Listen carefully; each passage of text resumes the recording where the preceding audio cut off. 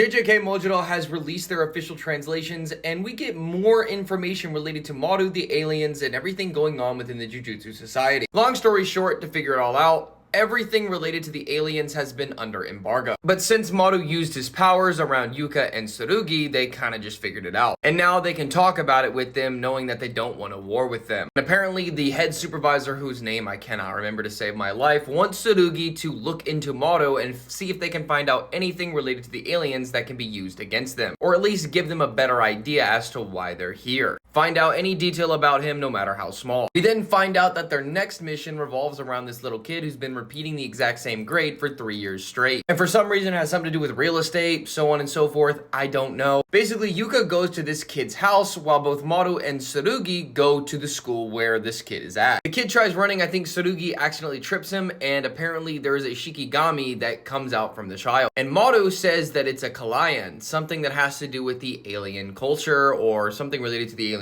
And based off of all of this, Tsurugi says, by the looks of how Usami's handling it, it's pretty clear the aliens are the ones calling the shots. And they're using Maru as a litmus test to gauge human nature. Maru was worried about whether to use his technique or not. There's no way we can let him fight. I can't let him get hurt no matter what. We want to avoid a war with aliens. The kid starts talking to Maru and Tsurugi, telling them everything that they want to know. That is until Tsurugi gets a call from Yuka saying, no, this kid is not who you think he is guilty. As Tsurugi and Maru end up digging up the remains of the mother, quote unquote, when in reality, that wasn't who it was. But Yuka ends up finding out that there are 5 bodies buried at a different place altogether. And she has a feeling there will be more. If you make contact with Takeda, take him into custody immediately, as we see Maru fall to the ground. And it turns out the kid isn't really a kid. In fact, it's an old woman using the mask of a child to get by. And that's the end of chapter 4 for Jujutsu Kaisen Modulo. Overall, I think it's interesting, but I feel like this one was kind of just a filler chapter, so to speak. I get the whole aliens being a problem,